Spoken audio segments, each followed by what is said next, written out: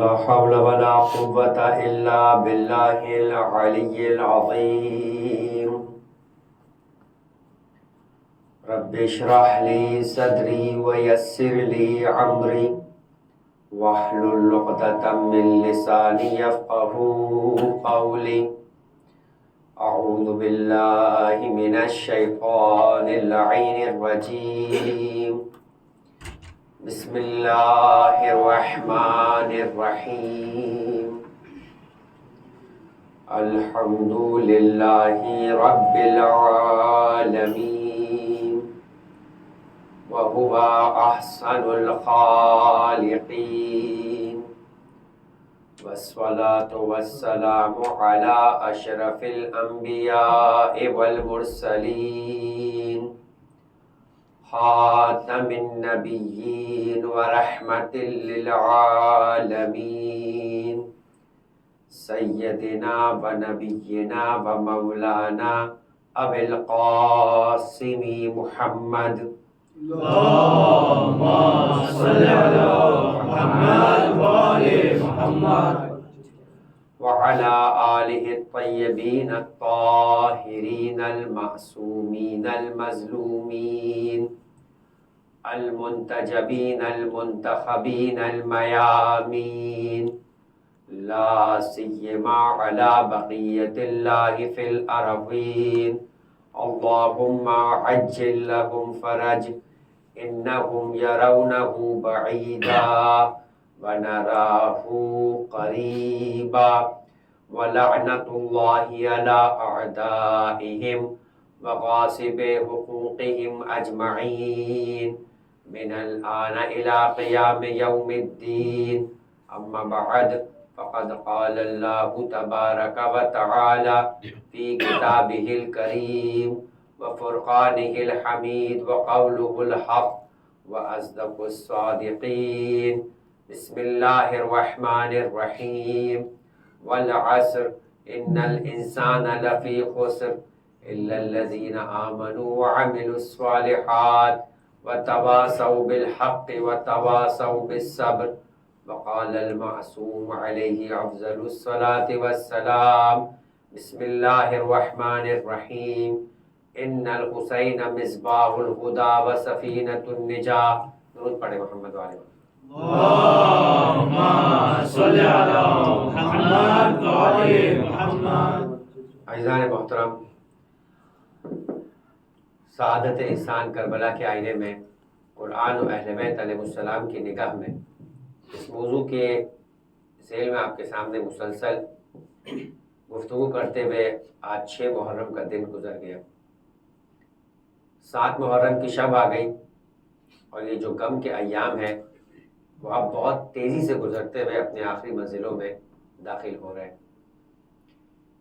اور یہ جو دن ہے، یہ دن بھی اس اعتبار سے اہم ہے کہ ہم اپنے سوگ اور اپنے مصائب کے باب کے اندر اب ان ہستیوں کا تذکرہ کرتے ہیں کہ جو امام مظلوم علیہ الصلوۃ والسلام کے اپنے خاندان کے وہ نونہال، وہ جوان اور وہ بچے ہیں کہ جن کے بارے میں ہمارے اور آپ کے 8ویں امام امام علی ابن موسیٰ الرضا علیہ افضل الصلاۃ والسلام اللهم صل على محمد وآل محمد نے محرم کے آغاز میں جب میں نے وہ روایت آپ کی خدمت میں مکمل طور پہ تو نہیں مگر اس کا کچھ حصہ پیش کیا تھا، اور اگر کبھی کہیں موقع ملا تو انشاءاللہ پوری روایت بھی آپ کی خدمت میں عرض کروں گا کہ امام نے ریان ابن شبیب کو مخاطب کر کے کہا تھا کہ ان کنت باکیا فابکی علی الحسین، اگر تو کسی چیز پر بھی رونا چاہتا ہے تو سب سے زیادہ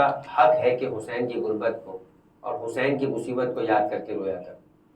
اور پھر امام نے بیان بھی کیا تھا کہ وہ مہینہ کے ایام جاہلیت میں جس کا احترام کفار بھی کیا کرتے تھے، مسلمانوں نے اس کے احترام کو پارا پارا کیا، نبی کے جگر گوشے کو قتل کیا، گوسفند کی طرح ذبح کیا اور ان کے خاندان کی عورتوں کو قیدی بنا کر شہر بشہر پھرایا. پھر امام نے ایک جملہ کہا تھا، امام نے فرمایا تھا کہ کائنات میں حسین کے ساتھ شہید ہونے والے وہ خاندان کے 18 افراد تھے کہ اس پورے روئے اس پر اس وقت اس کی کوئی نظیر موجود نہ تھے. یعنی جنہیں شہید کیا گیا وہ اپنی منزلت کے اعتبار سے، وہ اپنے مقام کے اعتبار سے، وہ اپنی عظمت کے اعتبار سے اس وقت کائنات کی منفرد شخصیتیں تھیں. کوئی عام ہستیوں کو شہید نہیں کیا گیا. ان میں سے ہر ایک اس قدر بلندی پر واقع تھا کہ ان میں سے کسی ایک کا قتل کیا جانا بھی گناہ عظیم تھا. بس عزیزان محترم، جو موضوع آپ کی خدمت میں عرض کیا کہ انسان اپنی سعادت کے لیے، اپنی کامیابی کے لیے اور اس دنیا کے اندر پروردگار کی نگاہ میں اپنی بلندی کو اگر چاہتا ہے تو قرآن اور اہل بیت دونوں کی نگاہ میں اسے کس انداز سے اپنی زندگی بسر کرنی چاہیے. اور اسی موضوع کے اعتبار سے جب ہم قرآن اور اہل بیت کی نگاہ میں یہ طے کر لیں گے کہ ہمیں بلندی ان کی نگاہ میں طے کرنی ہے، کیونکہ گفتگو کے ابتدائی حصے میں اس بات کو عرض کیا کہ ہر ایک بلندی کے اعتبار سے، کامیابی کے اعتبار سے، سکسیس کے اعتبار سے اپنا پیرامیٹر رکھتا ہے، اپنے سٹینڈرڈ رکھتا ہے. لہذا دنیا میں کوئی فرد بھی آپ کو یہ نہیں بولے گا، ممکن ہے کہ وہ یہ نہ کہے کہ میں کامیاب ہوں، ممکن ہے کہ وہ یہ نہ کہے کہ میں سکسیسفل ہوں، لیکن بلاخر یہ کہے گا کہ میں چاہتا سکسیس ہی ہوں، بننا میں سعادت مندی چاہتا ہوں، کامیابی میری زندگی کا مقصد ہے. یہ الگ بات ہے کہ کوئی انسان اس راہ کے اندر سستی اپناتا ہے، کاہلی اپناتا ہے، غفلت اختیار کر لیا کرتا ہے، اور اسی طریقے سے جس طریقے سے دنیا میں ہم اپنے اعتبار سے دیکھتے ہیں کہ بچہ، ہم اور آپ میں سے ہر ایک خود بھی عمر کے حصے سے گزر چکے ہیں، اور ہم سے چھوٹے اگر ہمارے گھروں میں موجود ہیں تو چاہے خود صاحب اولاد نہیں، انہیں دیکھ کر بھی اس بات کو محسوس کرتے ہیں کہ ہم اور آپ روز دیکھتے ہیں اس مشاہدے کو اپنے اعتبار سے کہ چاہے آپ آفس میں ہو، آپ کے جونیئرز آپ کے ساتھ موجود ہو، وہ اس انداز سے محنت نہیں کرتے تو آپ کا جملہ کیا ہوا کرتا ہے کہ بیٹا دیکھو یہی عمر ہے محنت کرنے کی، ابھی اگر محنت کر لو گے تو جلد کامیابی تمہارے نصیب میں آ جائے گی، اور اگر وقت ضائع کرو گے تو پیچھے رہ جاؤ گے. لیکن پھر ایسا ہوتا ہے کیا واقع ہر ایک آپ کا جونیئر آپ کی نصیحت پہ عمل کرتا ہے؟ وہ تو جونیئر ہے جو آپ کا شاید رشتہ دار بھی نہ ہو، مگر آپ کے گھروں میں جو آپ کی اولاد ہے، اور آپ خود اپنے آپ سے بھی کہے کہ وہ امتحانات کے وقت، کہ جس وقت انسان کو واقع اس انداز سے تیاری کرنی چاہیے تھی، بچہ اس تیاری سے غافل ہوتا ہے، چاہے اپنے کارٹون کو دیکھنے کے لیے، چاہے اپنے کھیل کود میں اپنے وقت کو صرف کرنے کے لیے، اور باپ دور رس نگاہیں رکھتا ہے تو کہتا ہے کہ بیٹا دیکھو یہ وقت گزر جائے گا، ابھی تھوڑا عرصے کے لیے اپنی اس مشغولیات کو روک کر محنت کر لو گے تو سال بچا لو گے، یا ایک سٹیپ آگے بڑھ جاؤ گے. بھئی یا تو ڈراتے ہیں کسی چیز سے پیچھے رہ جانے کے لیے، یا شوق دلاتے ہیں کسی مقام میں آگے بڑھ جانے کے لیے. یہی دو طریقے جس کو قرآن مجید نے پیغمبر اکرم کے لیے دو صفتوں کے یاد کیا کہ بشیرم و نذیرہ، کہ یہ بشارت دینے والے بھی ہیں اور ڈرانے والے بھی ہیں. تمہیں بتاتے تھے کہ ناکام ہو گئے تو جہنم میں ڈال دیے جاؤ گے، اور کامیاب ہو گئے تو جنت میں ڈال دیے جاؤ گے.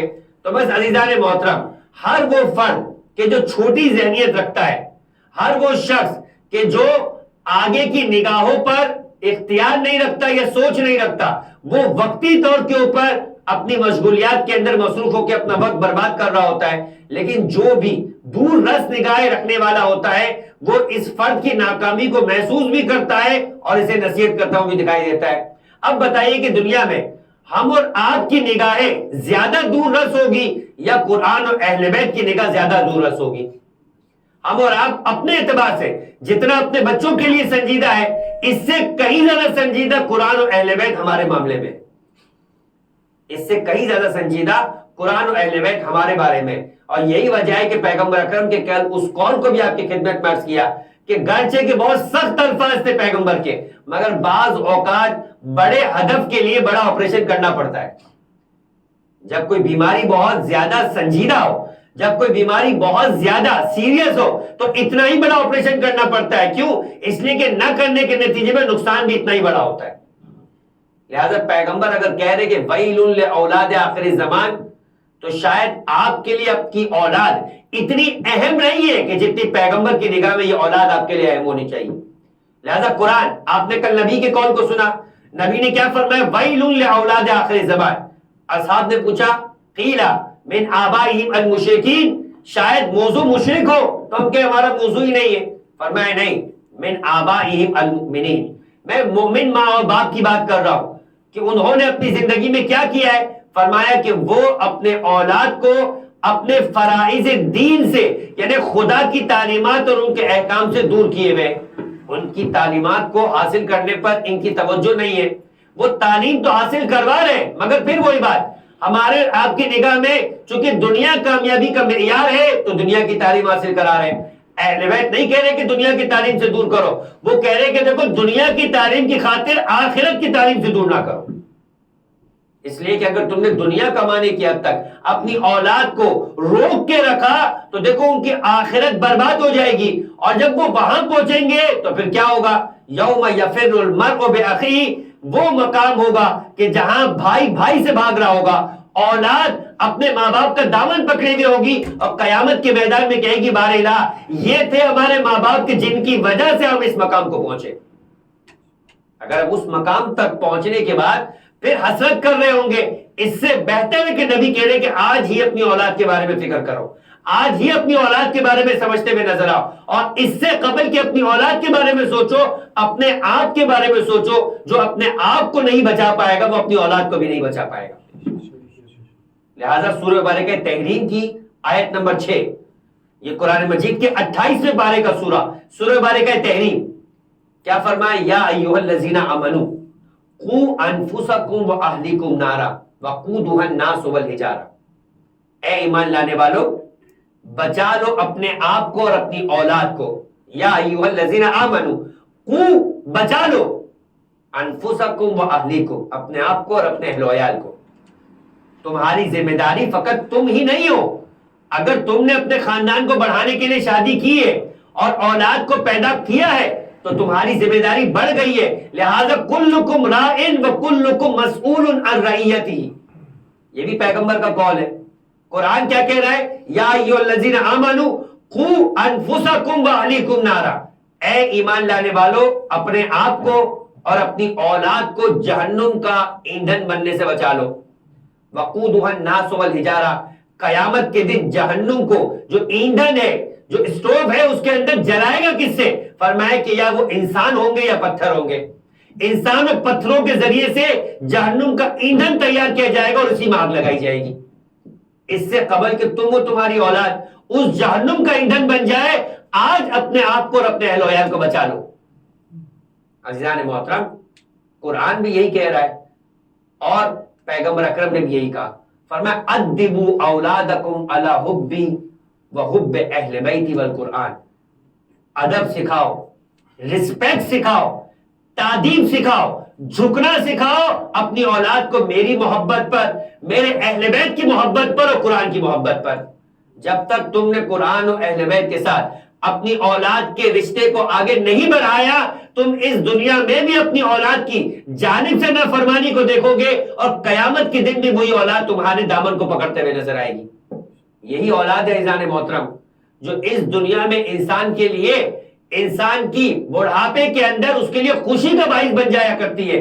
کب؟ جب اس کی تربیت اس انداز کی ہو کہ اگر اسے دیکھے تو حسین کی طرح علی اکبر کو دیکھ کر یہ کہتے ہوئے نظر آئے کہ تیرا وجود ہے جسے دیکھ کر حسین جیتا ہوا نظر آتا ہے. اولاد ایسی ہو کہ پھر انسان فخر کرتا ہوا نظر آئے. عزیزان محترم, اور ہم اور آپ اپنی آخری وقت کے اندر یہ کہتے ہیں کہ ہماری اولاد ہماری سنتی ہی نہیں ہے, وہ ہماری بات ہی نہیں سمجھتی. تو عزیزان محترم یہی مولا کائنات نے کہا تھا جب مقام حاضرین کے اوپر جنگ صفین سے واپسی کے موقع کے اوپر ایک مقام پہ مولا کائنات نے 31 صفوں کا, 1 2 4 صفحے نہیں, نہج البلاغہ کو اٹھائیے. نہج البلاغہ کے اندر میں نے پہلے بھی آپ کے سامنے نہج البلاغہ کے اعتبار سے گفتگو کی تھی کہ نہج البلاغہ کو 3 حصوں میں سید رضی نے تقسیم کیا. یعنی مولا کائنات نے جو گفتگو کی ہے انسانوں کے ساتھ, اپنے دور کے وقتوں کے ساتھ اور آخری زمانے تک کے آنے والے وقتوں کے ساتھ, لوگوں کے ساتھ, تو وہ 3 حصوں میں تقسیم کیا. کا ایک خطبات ہے, جیسے میں آپ کے سامنے بات کر رہا ہوں تو میں اس وقت موجود ہوں اور ایک مجمع موجود ہے, اسے کہتے ہیں خطبہ دینا کہ جہاں لوگ سننے والے میسر ہو, مگر کبھی لوگ سامنے نہیں ہوتے, انہوں نے کوئی سوال کیا ہوتا ہے یا انہیں نصیحت کی جانی ہوتی ہے, وہ دور ہوتے, تو مولا کائنات نے انہیں لیٹر لکھے جسے مکتوبات کہا گیا. اور کبھی اتنا موقع نہیں ہوتا کہ طویل گفتگو کرنے کا وقت ہو. فقط ایک جملہ، دو جملہ، تین جملہ بولنے کا وقت ہوتا ہے، کوئی فرد آیا ہے بات کرنی اور بات ختم ہو جانی ہے، اسے کہتے ہیں کلمات قصار، چھوٹے چھوٹے مولائے کائنات کے وہ کلمات کہ جو انسان کی زندگی کو تبدیل کر دیا کرتے ہیں۔ اب جب مکتوبات کی بات آئی تو امیر المؤمنین نے 31 صفوں کا مکتوب موجود ہے کہ جنہیں سید رضی نے مقام حاضری پر لکھا تھا مولائے کائنات نے، تو اسے لکھ دیا، اس کتاب میں محفوظ کیا۔ وہ کیا ہے؟ ضرورت نہیں تھی اس شخصیت کو امیر المؤمنین کے کلام کی بظاہر ظاہری اعتبار سے، جیسے ہم اور آپ ہیں، ہمیں ضرورت ہے نصیحت کی، مگر امام معصوم کو نصیحت کی ضرورت نہیں ہوتی۔ امام معصوم علم لدنی لیے ہوئے آتا ہے، وہ آسمان سے خدا کی جانب سے علم لے کر آتا ہے۔ جیسے علم مولائے کائنات رکھتے تھے خدا کی جانب سے، ویسا ہی علم امام حسن مجتبی رکھتے تھے، اور یہی وجہ ہے کہ مسجد نبوی کے اندر موجود ہے۔ اور ایک مرتبہ اللہ کے رسول کا ایک انداز تھا، خدا آپ کو اور ہمیں مدینے کی زیارت نصیب فرمائے۔ مدینہ کوئی چھوٹی جگہ نہیں ہے عزیزان محترم، وہ جگہ ہے جو 6 معصوم کی زیارت گاہ ہے، جس میں سب سے پہلی حیثیت سردار معصوم اور سردار انبیاء خود نبی کریم کی زیارت۔ اس کے بعد اس پورے کائنات کی وجہ خلقت کے اندر اہم ترین شخصیت، فرمائے لولا کا لما خلقت الافلاک، کیا کہا نبی کے لیے کہ اگر آپ کو پیدا نہ کرتا تو اس کائنات کو خلق نہ کرتا۔ اور پھر اتنا ہی نہیں کہا، فرمائے لولا علی لما خلقتک، اگر میں علی کو خلق نہ کرتا تو اے محمد تجھے بھی خلق نہ کرتا۔ اس لیے کہ کون تھا؟ خدا پہچانوایا گیا محمد مصطفیٰ صلی اللہ علیہ وآلہ وسلم کے ذریعے سے، اور محمد مصطفیٰ پہچانوائے گئے علی مرتضیٰ کے ذریعے سے۔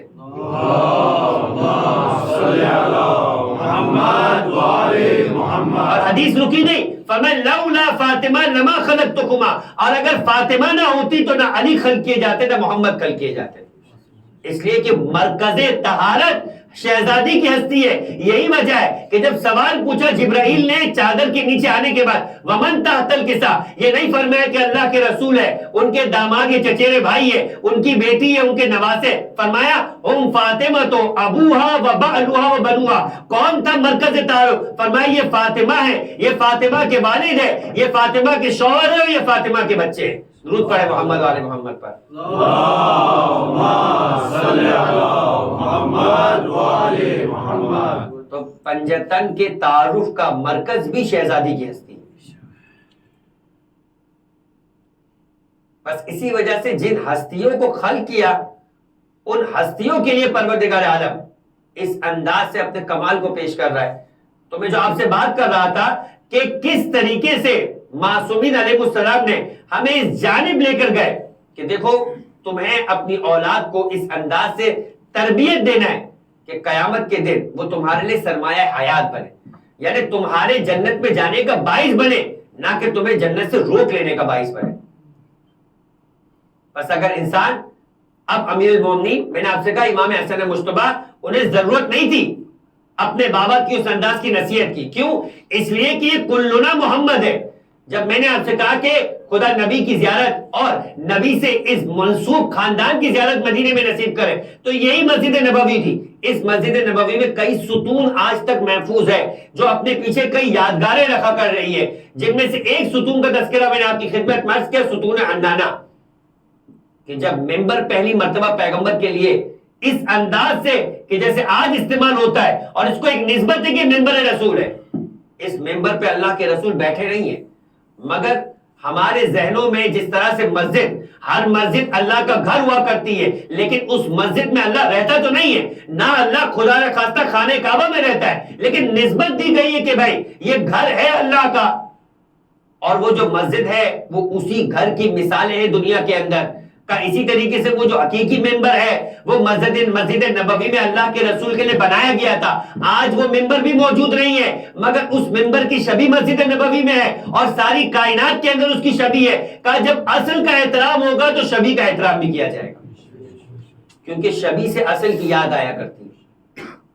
آج مسلمان اس مینڈھے کی یاد کے اندر 4000 سال سے زائد اپنے اپنے شہروں کے اندر جانوروں کو ذبح کیا کرتا ہے، اور ذبح کرنے میں اتنی احتیاط کرتا ہے، بھائی آپ ہر روز بھی اپنے لیے اپنے کھانے کے لیے جانور کو ذبح کرتے ہیں، مگر آپ اگر کہیں کہ بھائی جانور کو کاٹ دیا تو کوئی اعتراض نہیں کرتا، مگر اگر عید کے دن وہ جانور کو جو حضرت ابراہیم کے بیٹے اسماعیل کی یاد میں، اسماعیل کی یاد میں نہیں، کہا اسماعیل کے بدلے آنے والے جانور کی یاد میں۔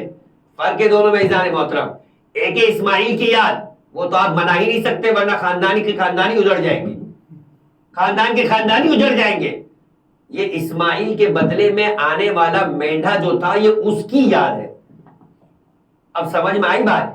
آپ اور ہم اگر ذوالجنا کی شبیہ بناتے ہیں تو ذوالجنا کی شبیہ بناتے ہیں تو یہ ذوالجنا نہیں ہے، اس ذوالجنا کی شبیہ ہے۔ تو بتایا کہ دیکھو حسین قابل احترام تھے تو حسین کی سواری بھی قابل احترام بنی، اس قابل احترام سواری کی شبیہ بنا کر ہم کہتے ہیں کہ دیکھو اس کا احترام اس لیے ضروری ہے کہ یہ حسین کی سواری کی شبیہ ہے، کہ جس طریقے سے تمہارا وہ جانور جو تمہارے شہر میں تمہارا خریدا ہوا، تمہارا پالا ہوا، کہ تم جیسوں کا پالا ہوا ہے، لیکن چونکہ یاد بن رہا ہے اسماعیل کے بدلے آنے والے جانور کی تو قابل احترام ہے۔ بس یہی فرق ہے، جو ادھر کی شبیہ کا احترام سمجھ جاتا ہے وہ ادھر کی شبیہ کا احترام بھی سمجھتا ہے۔ نعرہ حیدری اور محمد و آل محمد صلوات۔ اللہم صلی علی محمد و آل محمد۔ یہی وجہ ہے کہتے ہیں کہ آیت اللہ حکیم جب ایک مرتبہ عراق سے نکل کے سعودی عرب کے سفر پہ آئے تو وہاں پر یہی چیزیں بہت زیادہ رواج تھی کہ ہر شے کے اندر یہ بدعت ہے، یہ بدعت ہے، وہ بدعت ہے۔ کبھی بدعت ہوتی کیا چیز ہے؟ بدعت ہوتی کیا چیز ہے؟ عربی زبان میں بدی کہتے جدید کو، بدعت یعنی جدت۔ تو کیا ہر بدعت حرام ہوا کرتی ہے؟ تو آج ہم سب کے لباس بھی خود بدعت ہے۔ کیا یہی لباس نبی پہنا کرتے تھے؟ بڑھ کر کہ آپ کہتے چلے نبی نہیں تو نبی کے اصحاب پہنے ہو؟ کیا اسی انداز کے بال نبی اور نبی کے اصحاب بنایا کرتے تھے؟ کیا اسی انداز کی غذائیں نبی یا نبی کے اصحاب کھایا کرتے تھے؟ کیا اسی انداز کی سواریاں نبی یا نبی کے اصحاب استعمال کیا کرتے تھے؟ کہ سواریاں بدل گئی بدعت، لباس بدل گئے بدعت، غذائیں بدل گئی بدعت۔ تو جب یہ سب کچھ ہی بدل گئے بدعت تو پوری زندگی ہی بدعت رہ گئی، خود ہمارا اپنا وجود بھی بدعت۔ عزیزان محترم، ہر بدعت حرام نہیں ہے، کا ادخال فی الدین لیس فی الدین، دین میں کسی ایسی چیز کو شامل کرنا جو دین کا حصہ نہ ہو اور اسے دین کہا جائے، یہ بدعت ہوا کرتا ہے۔ لہذا ہر شے بدعت نہیں ہوا کرتی، اگر بدعت ہو تو حرام نہیں ہوا کرتی۔ اسی لیے آج جا کے مجبور ہوئے، کہتے ہیں بھائی خود ہی بنانے لگ گئے، بائیفیکیشن اور ڈسکرپشن دے گئے کہ بھائی ایک بدعت بدعت حسنہ ہوتی ہے اور ایک بدعت بدعت غیر حسنہ ہوتی ہے۔ تو بس یہ بدعت حسنہ اور غیر حسنہ کی تفریق کون کرے گا؟ اگر آپ اس کا معیار ہے تو کچھ آپ حسنات بنا لیجئے، کچھ ہم حسنات بنا لیں گے، کچھ آپ بنا لیجئے، کچھ ہم بنا لیں گے۔ اگر یہ خود ہی فیصلہ کرنا ہے اور اگر یہ فیصلہ دین اور قرآن کی نگاہ میں کرنا ہے تو جا کر دیکھو قرآن کس بدعت کو حرام کر رہا ہے، اہل بیت یا رسول کس بدعت کو حرام کر رہے ہیں؟ کہ اس بدعت کو جو دین کا حصہ نہ ہو جسے دین بنا لیا جائے۔ بھائی ایک چیز دین کا حصہ نہیں ہے، آپ کہیں کہ یہ دین ہے۔ مثلاً کہا کہ بھائی نمازیں 5 وقت کی پڑھی جانی چاہیے، آپ کہ بھائی نمازیں 7 وقت کی پڑھی جائے گی، یہ بدعت ہے۔ مستحب نمازیں جماعت کے ساتھ پڑھنا جائز نہیں ہے، آپ کہیں کہ پڑھی جائے گی، پھر چاہے وہ کوئی اور پوری رات بیٹھ کر ہی کیوں نہ پڑھتا، وہ بھی بدعت ہے۔ اب چاہے بدعت میں یہ فرق نہیں ہے کہ کس کی بنائی ہوئی ہے، اگر نبی اور قرآن اور خدا نے نہیں بتائی ہے تو پھر بنانے والا کوئی بھی ہو وہ بدعت ہے، اور اگر بدعت ہے تو حرام ہے۔ تو ایک مرتبہ آیت اللہ حکیم جب پہنچے سعودی عرب تو انہوں نے ایک مرتبہ آنے والے کے شخص کے لیے اپنی جوتیاں آگے بڑھائی، کیسے چوموں؟ کہنے لگا کہ بھائی جوتیوں کو کون چومتا ہے؟ کہا کیوں، جوتیاں چمڑے کی نہیں بنی؟ کہا بھائی چمڑے کی بنی ہے۔ کہا جب تم قرآن کو جس غلاف میں رکھتے ہو اسے چومتے ہو تو وہ بھی چمڑا ہے، تو اگر اس چمڑے کو چومنا جائز ہے تو پھر میری جوتیوں کو چومنا بھی جائز ہے۔ کہا نہیں بھائی فرق ہے، یہ آپ کی جوتیاں ہے، وہ قرآن کا غلاف ہے۔ کہا ہم یہی تو سمجھانا چاہتے ہیں کہ ہر سونا قابل احترام نہیں ہوا کرتا، ہر چاندی قابل احترام نہیں ہوا کرتی، ہر لوہا قابل احترام نہیں ہوتا۔ جو رسول کی ذریعہ کا حصہ بن جاتا ہے وہ قابل احترام ہوتا ہے، جو تمہارے گھر میں ہوتا ہے وہ قابل احترام نہیں ہوتا۔ فرق ہے دونوں کے اندر، وہ نبی سے منسوب ہو گیا اس لیے ہم اس کی عزت کرتے، ان کے چومنے کے نتیجے میں تم کیوں کہتے ہو کہ ہم سونے کی پرستش کرتے ہیں؟ ہم چاندی کو چوما کرتے ہیں. ہم چاندی کو نہیں چومتے, ہم نبی کے زری کی چاندی کو چومتے ہیں. عزیزان محترم, تو یہ فرق ہے جو نسبتوں کو سمجھتا ہے. تو ممبر کی بات ہو رہی تھی, میں نے آپ سے کہا کہ استوانہ حنانہ بنا, تو اسی طریقے سے نبی کے مسجد نبوی میں کئی اور یادگاریں ہیں اور ان کو نبی سے منسوب یادوں کی وجہ سے نسبتیں دے دی گئی. ایک ہے استوانۃ السریر, بھائی نبی ماہ رمضان کے آخری 10 دنوں کے اندر اپنا بستر مسجد نبوی میں لگا دیا کرتے تھے اور 10 دن کا اعتکاف کیا کرتے تھے.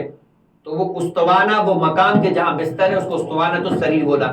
بھائی ایک مقام تھا استوانۃ الحرز, کہ جب نبی بستر مسجد میں لگائیں گے تو نبی کی حفاظت کرنے کے لیے مولائے کائنات اس بستر کے پاس موجود رہیں گے. تو جو حفاظت کرنے والا تھا اس کے نام سے بھی ایک منسوب ہو گیا, اس کو کہا استوانۃ الحرز.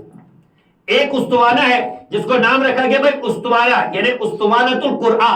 ایک جگہ تھی کہ جہاں کے بارے میں نبی نے کہا کہ بھائی اگر تمہیں معلوم ہو جائے کہ کون سی جگہ ہے کہ جہاں عبادت کرنا اس مسجد نبوی میں سب سے زیادہ فضیلت رکھتا ہے, تو تم قرآن نکال کے اپنی باری کا انتظار کرو گے. جب اس استوانے کو معین کیا گیا تو اس کا نام رکھا استوانۃ القرآن. بس یہ نبی کی یادیں تھی جو مسجد نبوی میں تھی. مسجد نبوی کے اندر 2 دروازے ہیں. ایک دروازے کا نام ہے باب الرحمہ, ایک دروازوں کا نام ہے باب السلام. باب السلام وہ دروازہ ہے کہ جس دروازے سے نبی جب نماز عید پڑھانے کے لیے یا نماز استسقاء پڑھانے کے لیے نکلا کرتے تھے, یعنی بارش کے طلب کرنے کی نماز. مدینے میں قحط پڑ جاتا تھا, تو جب اتنا قحط پڑتا تھا کہ لوگ مجبور ہو کے نبی سے کہتے تھے کہ آپ طلب باران کے لیے آپ دعا کیجئے, نماز پڑھائیے تاکہ خدا رحمت کو برسا دے, تو نبی جس دروازے سے نکلا کرتے تھے اس دروازے کو گیٹ نمبر 1 باب السلام قرار دیا گیا. اسی کے کچھ اور آگے جا کر ایک دروازہ ہے جس کا نام ہے باب الرحمہ. یہ کون سا دروازہ ہے؟ یہ وہ دروازہ ہے, کہتے ہیں کہ نبی کا ایک انداز تھا اور جو آج بھی ہر مجلس کا اور ہر محفل کے آداب میں شمار کیا گیا ہے کہ بھائی جو جتنی جلدی آئے گا اسے اتنے آگے جگہ ملے گی. اب آدمی آئے بھی تاخیر سے اور گردنوں کو پھلانگ کے آگے آ کر بیٹھ جائے کہ یہ آداب محفل کے خلاف ہے.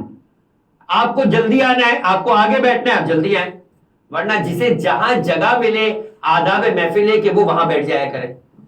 اپنے آگے اور پیچھے بیٹھنے کی وجہ سے اپنے آپ کو مسلمانوں کے درمیان رتبے میں بڑا اور چھوٹا نہ بنایا کرے. تو جسے نبی سے قریب بیٹھنا ہوتا تھا وہ جلدی آیا کرتا. وہ شخصیت جتنی بھی بڑی ہو, یعنی اپنے آپ کو جتنی بھی بڑی سمجھتی ہو, اگر دیر سے آئے گی تو اسے جگہ بھی اتنی ہی دیر سے ملے گی اور اتنی ہی دور ملے گی. تو لہٰذا ایک مرتبہ یہی طریقہ کار تھا, نبی کے ارد گرد سب بیٹھے ہوئے تھے.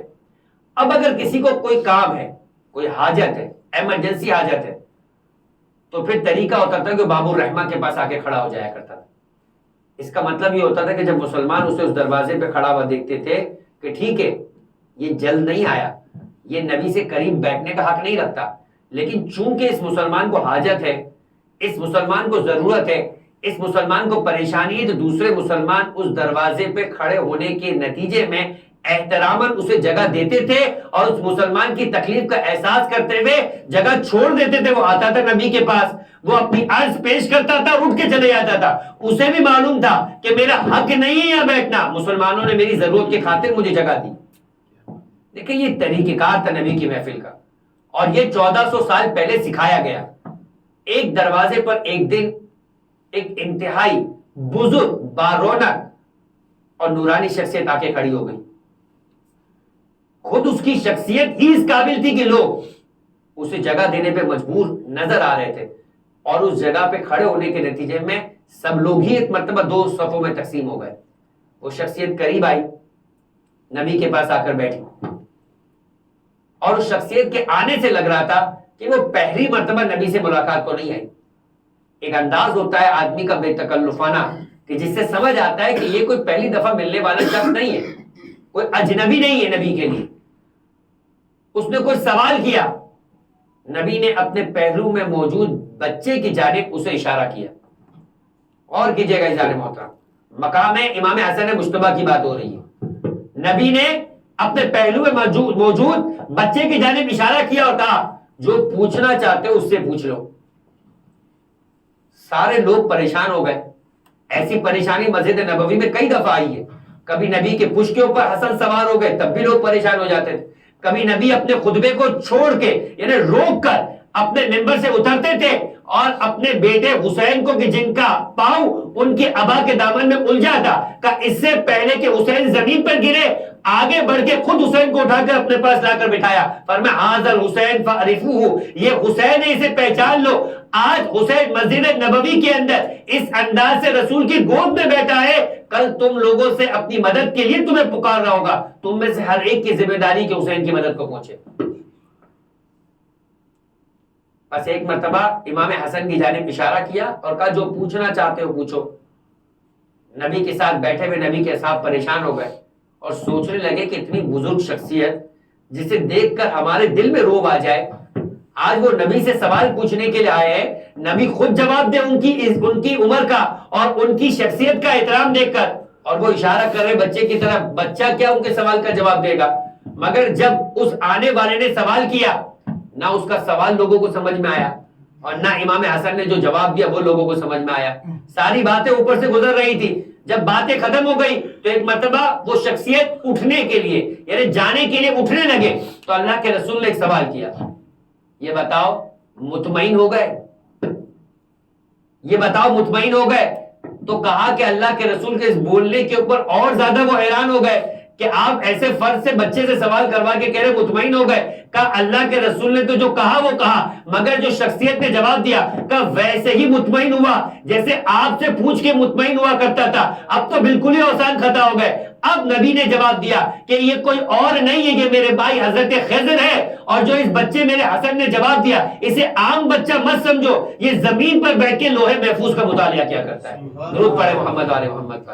اللہم صلی علی محمد وآل محمد. کئی واقعات علم امام حسن مجتبیٰ کے، میں ان واقعات کو بھی موضوع نہیں بنانا چاہتا، لیکن جو بات ہے کہ ایسا فرزند جو بچپن میں بیٹھ کے لوہے محفوظ کا مطالعہ کیا کرتا ہو، وہ اپنے جوانی میں اپنے بابا کی جانب سے نصیحت کا اس انداز سے محتاج نہیں ہے، مگر مخاطب امام حسن کو کیا گیا، پیغام ہم تک پہنچایا گیا.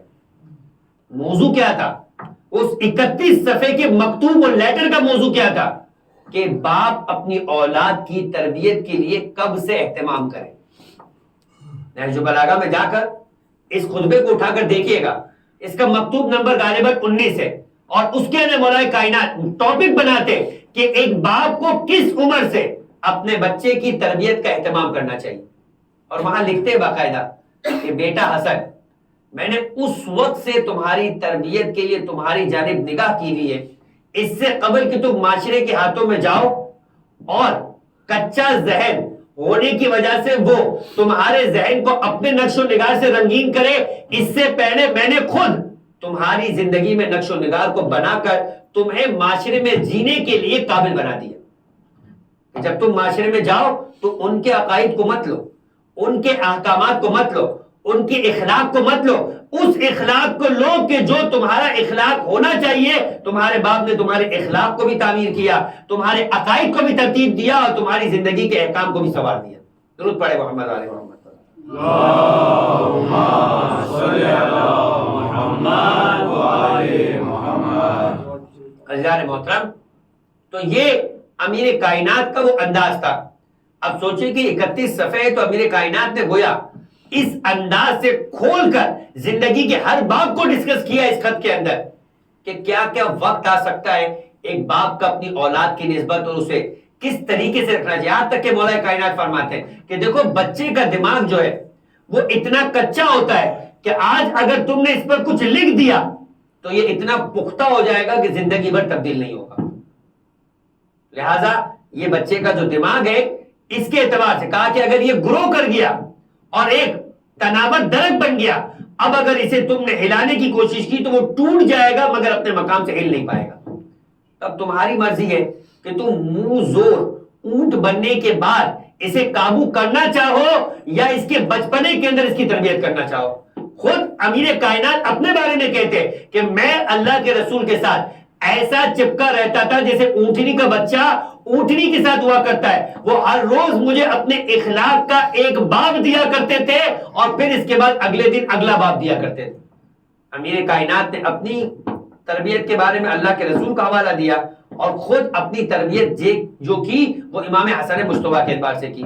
یہ دونوں ہستیاں، یہ سارا کا سارا معصوم گھرانہ اس قابل نہیں تھا کہ انہیں ایک دوسرے کی نصیحتوں کی ضرورت ہو، مگر یہ ماحول ہمیں سکھایا جا رہا ہے کہ دیکھو تمہیں اپنے گھر کے اندر اپنے ماحول کو کیسے ترتیب دینا ہے.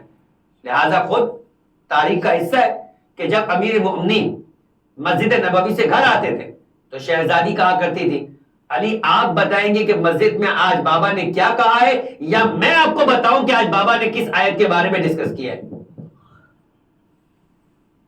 کہا کہ فاطمہ تم تو مسجد میں نہیں تھی تو پھر یہ باتیں تمہیں کیسے معلوم ہوئی. کہا یہ دونوں بچے حسن اور حسین مسجد میں جاتے ہیں، جب پلٹ کر آتے تو میں ان سے سنتی ہوں کہ نانا نے وحی الہی میں سے کیا کہا ہے.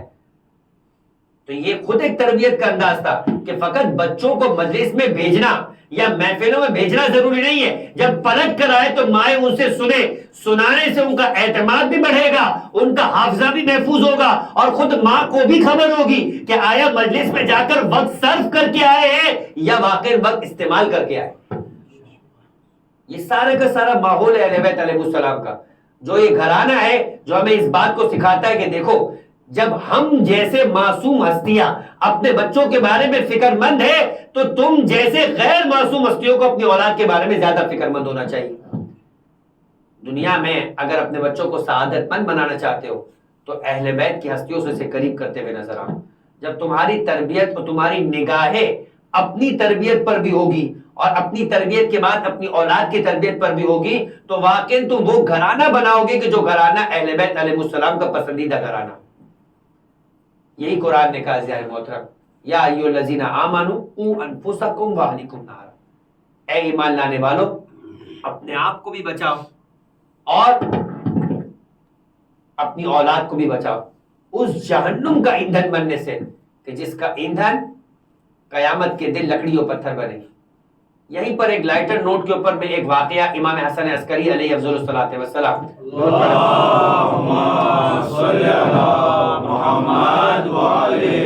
پیش کروں کہ یہی والی آیت ذہن میں رکھیے گا. کہتے ہیں کہ بہلول، اب بہلول کا نام آپ کے لیے نیا نہیں ہوگا، 11ویں امام کے زمانے تک زندہ رہا.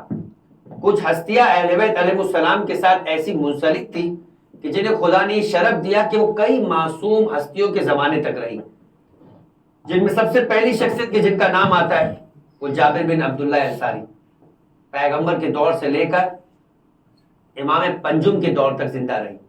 اور وہ یاد ہوگا واقعہ آپ کو کہ جب وہ امام پنجم سے پہلی مرتبہ جابر کی ملاقات ہوئی تو جابر نے ایک مرتبہ کہا کہ اے محمد باقر اپنے نانا اللہ کے رسول کا سلام قبول کرو، اس لیے کہ میں تمہارے نانا کے سامنے بیٹھا ہوا تھا اور آیت تھی آیت ولایت انما ولیکم اللہ ورسولہ والذین آمنوا الذین یؤتون الزکاۃ وهم راکعون. فرمایا کہ انہوں نے کہا تھا کہ تمہارا ولی اللہ ہے، اس کا رسول ہے، اور وہ لوگ ہیں کہ جو نماز پڑھتے اور حالت رکوع میں زکات دیتے ہیں. جب میں نے ان سے سوال کیا کہ یہ کون سی ہستیاں ہیں تو ایک ایک کر کے ایک ایک اپنے بعد آنے والے اپنے خلیفہ و جانشین کا نام بتایا. جب تمہارا نام آیا تو کہا کہ جو 5ویں ہستی ہوگی وہ نام میرے نام پہ ہوگی، اسے پروردگار عالم نے باقر العلم کا لقب عطا کیا ہوگا. اے جابر تمہاری اس سے ملاقات ہوگی تو میرا سلام اس تک پہنچانا. تو جابر 7 معصوم ہستیوں کا دور گزارنے والی ہستی ہے. ہم اور آپ جاتے ہیں اور جب ہمیں ایک سے زیادہ معصوم کے روزوں کی زیارت نصیب ہو جائے تو انسان اپنے آپ پہ فخر کرتا ہے کہ میں کربلا بھی گیا ہوں، میں ایران بھی گیا ہوں، میں مدینہ بھی گیا ہوں. اب جابر وہ ہے کہ جنہوں نے ذاتاً خود پیغمبر کے سامنے بھی زانو ادب طے کیا، اور اتنی عظیم ہستی کہ آج تک اپنی محفل کی صدارت میں جس حدیث کو حدیث قصہ کے طور پر پڑھتے ہیں وہ حدیث بھی ہم تک شہزادی کونین سے جابر نہیں پہنچائی. امام حسین کی قبر کا پہلا زائر جابر بن عبداللہ انصاری. اسی طریقے سے ایک اگلی شخصیت کہ جنہوں نے ایک طویل عرصہ پایا وہ جناب فضہ کی ہے. اللہ کے رسول کے دور، مولا کائنات کے دور، شہزادی کونین کے دور، امام حسن مجتبی کے دور، امام حسین کا دور، چوتھے امام کا دور، اور 5ویں 6ٹھے امام کے دور تک زندہ رہے. اسی طریقے سے ام غانم میں کئی ایسی ہستیاں ہیں کہ جنہیں خدا نے یہ شرف دیا ہے. ان میں سے ایک ہی ہستی جیسے ایک حبابہ والیہ ہے، 8ویں امام کے دور تک حبابہ والیہ زندہ رہی. 8ویں امام کے دور تک مولائے کائنات سے لے کر، اور ایک سنگ تھا جس کے پاس، اس سنگریزے کے اوپر ہر امام سے مہر امامت اس نے نقش کروائی، اور پھر اس کے بیٹے نے زمانے کے امام تک کروائی۔ اب یہ بہلول ہے، یہ 5ویں اور 6ٹھے امام کی ہستی ہے اور 11ویں امام تک زندہ رہے۔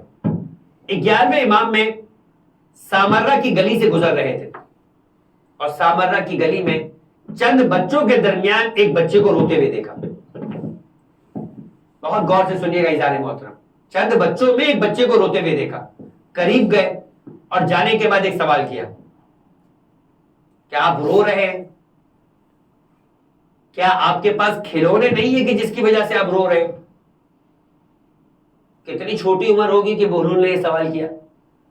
آپ کی اور میری جتنی عمر تو نہیں، نوجوانی کی عمر بھی نہیں ہے، لڑکپن کی عمر بھی نہیں ہے، اتنے چھوٹا بچہ ہوگا کہ بہلول نے سوال کیا کہ آپ کے پاس کھلونے نہیں ہے اس لیے آپ رو رہے ہیں؟ تو ایک مرتبہ جواب میں آیت پڑھی کہ افحسبتم انکم خلقناکم عبثا، اے بہلول کیا تم نے یہ سوچ لیا کہ ہمیں خدا نے لہو و لعب اور کھیل کود کے لیے پیدا کیا ہے؟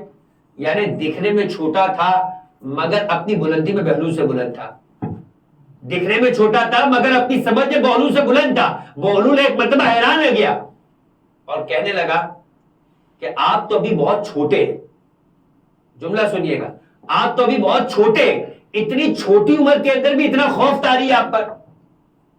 تو ایک مرتبہ جواب دیا امام حسن عسکری نے، کہا میں روز اپنے گھر میں ایک منظر اور ایک ماجرا دیکھتا ہوں، اور وہ یہ کہ میری ماں جب کھانا بنانے کے لیے ایندھن تیار کرتی ہے تو پہلے چھوٹی لکڑیوں کو جلاتی ہے اور بعد میں اس سے بڑی لکڑیوں کو جلاتی ہے۔ قرآن مجید کی آیت آپ کے ذہن میں آئی، یا ایھا الذین آمنوا قوا انفسکم واہلکم نارا وقودھا الناس والحجارہ، اے ایمان لانے والے اپنے آپ کو اور اپنی اولاد کو بچاؤ اس ایندھن سے جو قیامت کے دن انسان اور پتھر سے تشکیل پائے گا۔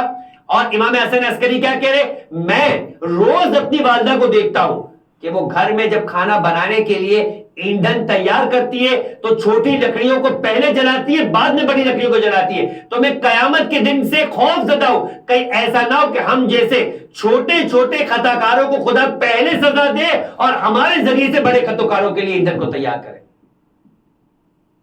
امام حسن عسکری معصوم شخصیت ہے مگر ایک توجہ دلانا چاہتے ہیں کہ دیکھو کہیں قیامت کے دن سے غافل نہیں ہو جانا، اور یہ مت سوچنا کہ تمہارے لیے بد اعمالیوں کے نتیجے میں وہاں پہ نجات ہے۔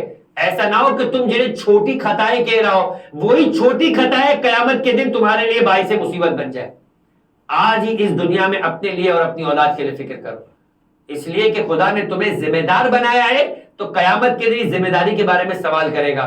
فرمایا پیغمبر کا قول ہے کلکم رائی، تم میں سے ہر ایک چرواہا ہے، ہر ایک نگہبان ہے اپنی اپنی رعیت کے بارے میں۔ جو بھی تم سے چھوٹے تمہاری زندگی میں ہے، چاہے وہ تمہارے دفتر میں ہو، چاہے وہ تمہارے دوستوں میں ہو، چاہے وہ تمہارے گھر والوں میں ہو، چاہے تمہارے پڑوس میں ہو، جو بھی چھوٹا ہے قیامت کے دن اگر تم پر یعنی تمہاری بات اس پر اثر کر سکتی ہے تو روز قیامت تم سے سوال کیا جائے گا وہ تمہاری بات سن سکتا تھا، تم نے اسے سدھارا کیوں نہیں؟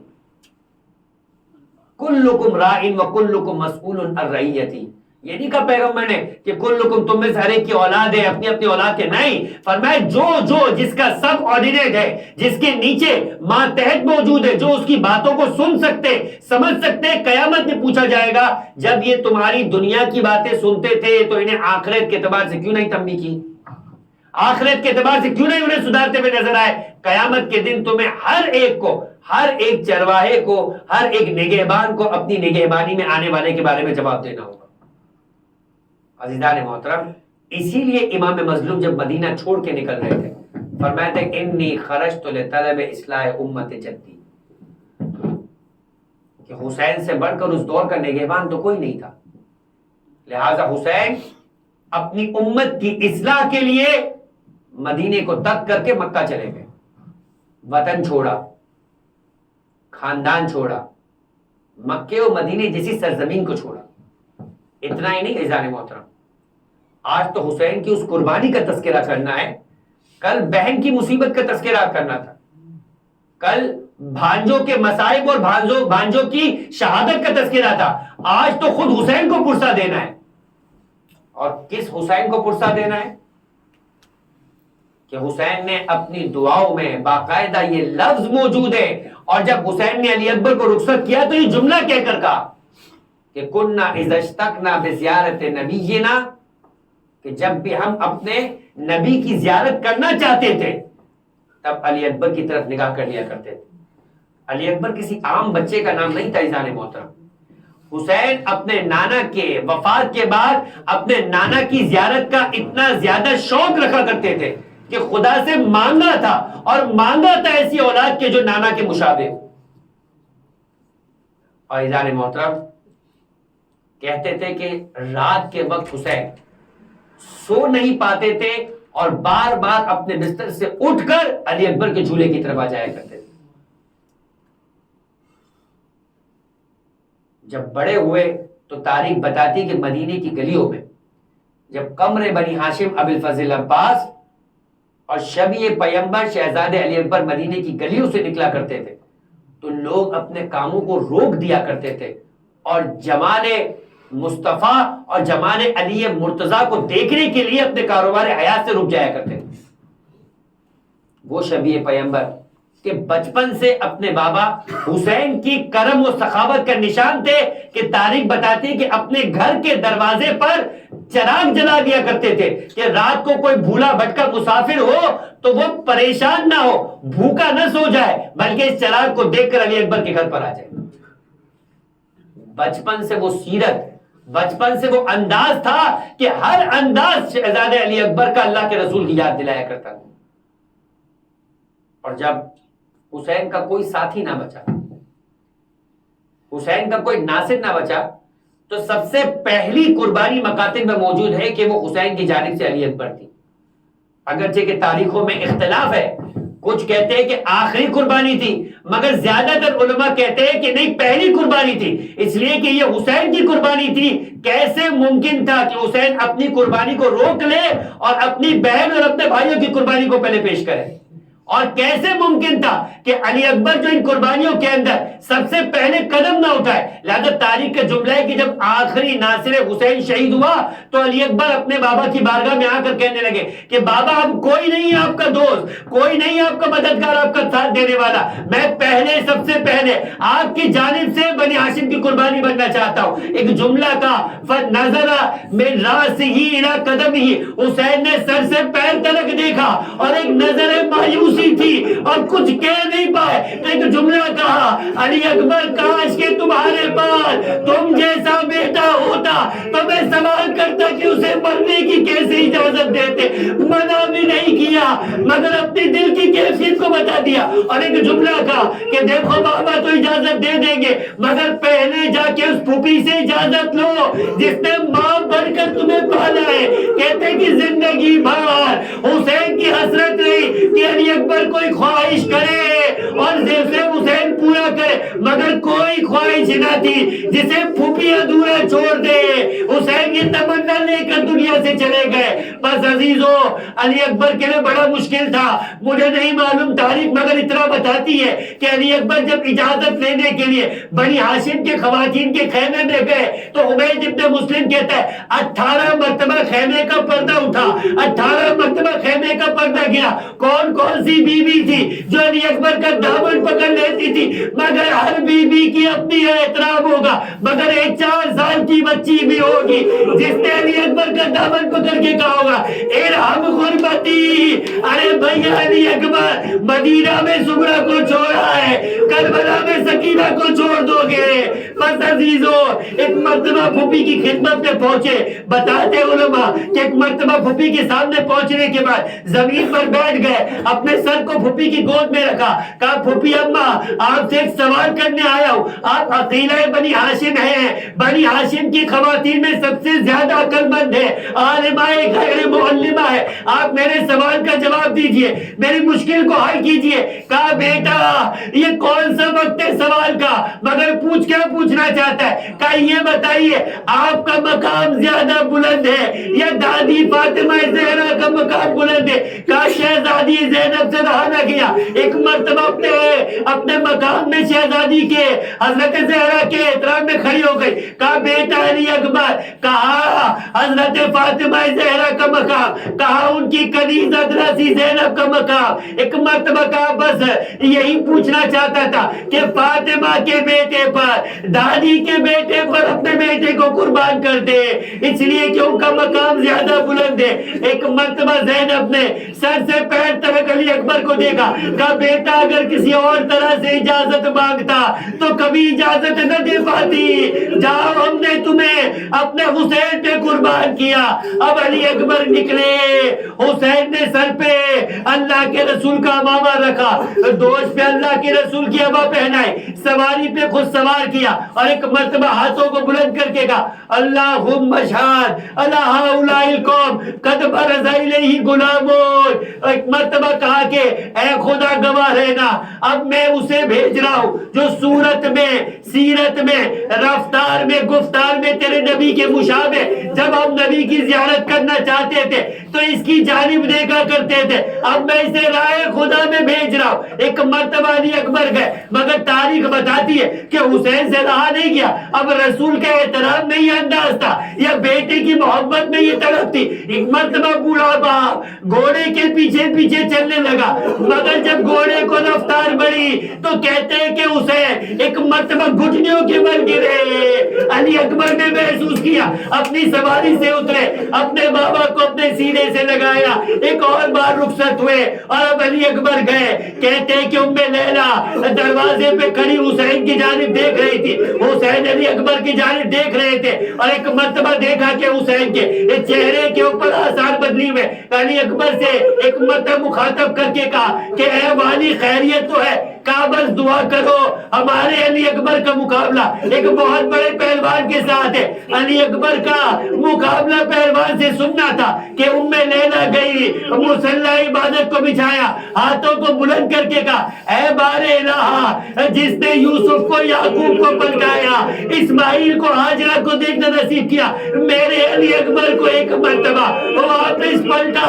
بس دعا کا مکمل ہونا تھا کہ ایک مرتبہ علی اکبر 200 ملائی کو قتل کر کے واپس پلٹے۔ اب جو پلٹے نا عزیزو، حسین نے داد دی مگر علی اکبر نے ایک جملہ کہا بابا قد قتل علی اچھار، ارے پیاس رکھ کے علی اکبر کو مارے جاتی ہے، کہیں سے 2 گھونٹ پانی مل جائے آپ دیکھیے گا آپ کا بیٹا کیسا جہاد کرتا ہے۔ ارے زندگی میں جس نے کچھ نہ مانگا آج بیٹا باپ سے 2 گھونٹ پانی مانگ رہا ہے، اور حسین جیسا باپ ہے اتنا بے بس ہے کہ ایک مرتبہ علی اکبر کو کہا کہ بیٹا اپنی زبان کو اپنے بابا کے منہ میں ڈال دو۔ ایک بار جیسے ہی علی اکبر نے اپنی زبان کو اپنے بابا کے دہن میں ڈالا، ایک بار فوراً پیچھے زبان ہٹا کر کہا ارے بابا آپ تو مجھ سے بھی زیادہ پیاسے ہیں، بس کہا بیٹا جاؤ تمہیں حوضے کوثر پر دادا سیراب کرے۔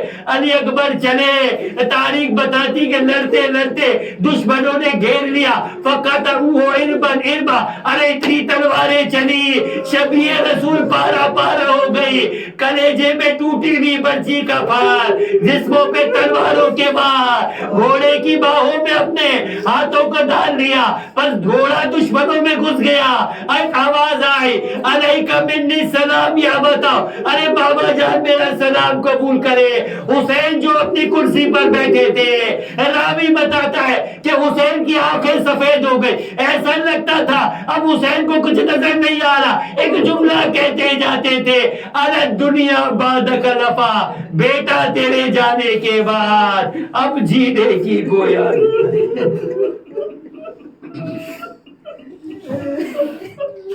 الا ولعنۃ اللہ علی قوم الظالمین وسیعلم الذین ظلموا ای منقلب ینقلبون۔ بار الہ تجھے واسطہ محمد و آل محمد کا، ہمارے اس کلی سے توسل کو اپنی بارگاہ میں قبول فرما، ہمارے گناہ صغیر و کبیرہ کو معاف فرما، ہمارے مرحومین کے گناہ صغیر و کبیرہ کو معاف فرما، انہیں جوار معصومین میں اعلیٰ علیین میں جگہ عطا فرما۔ پروردگارہ تجھے واسطہ شہزادے علی اکبر کی مظلومیت کا، تجھے واسطہ ام لیلا اور امام مظلوم کی مظلومیت کا، دنیا و جہاں میں جہاں جہاں فرش عزا کے بچھانے والے مومنین موجود ہیں ان کی جان مال و عزت کی حفاظت فرما۔ پروردگارہ تجھے واسطہ محمد و آل محمد کا، ہمارے گناہ صغیر و کبیرہ کو معاف فرما، ہمارے مرحومین کے گناہ صغیر و کبیرہ کو معاف فرما، ہمارے جوار معصومین میں اعلیٰ علیین میں جگہ عطا فرما۔ پروردگارہ تجھے واسطہ شہزادے علی اکبر کی مظلومیت کا، دنیا و جہاں میں جہاں جہاں فرش عزا کے بچھانے والے مومنین موجود ہیں ان کی جان مال و عزت کی حفاظت فرما۔ शहजादे अली अकबर की मुसीबत के वास्ते परवरदिगार उनकी औलादों की मुसीबत को आसान फरमा, बिलखुसूस बे औलादों को औलाद सालिहा अता फरमा, साहिबान औलाद को अपनी औलाद की बेहतरीन तरबियत करते हुए हिमाय मजलूम का चाहने वालों में शुमार फरमा। परवरदिगार तुझे वास्ता मोहम्मद वाले मोहम्मद का, आले मोहम्मद के चाहने वालों में जो बीमार है शिफाए कामिला है आजिल अता फरमा, जो बेरोजगार है जो रिज़्क़ हलाल अता फरमा, जो साहिबान रोजगार है कि रिज़्क़ हलाल वुसअत व बरकत अता फरमा, जो बीमार है शिफाए कामिला है आजिल अता फरमा, जो बेजुर्म असीर है उनकी रिहाई का बंदोबस्त फरमा। परवरदिगार अहले बैत अलैहिस्सलाम के मसाइब का इंतकाम लेने के लिए, करबला वालों की मुसीबत का इंतकाम लेने के लिए अपनी आखिरी उज्जत इमाम असर व ज़मान के ज़हूर में ताजील फरमा, हमें उनके चाहने वालों में शुमार फरमा। दुरूद पढ़ो।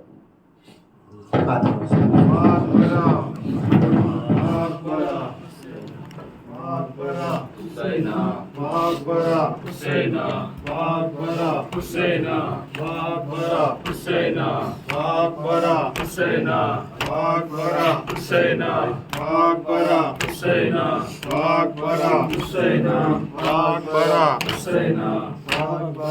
Hussaina, Hussaina, Hussaina, Hussaina,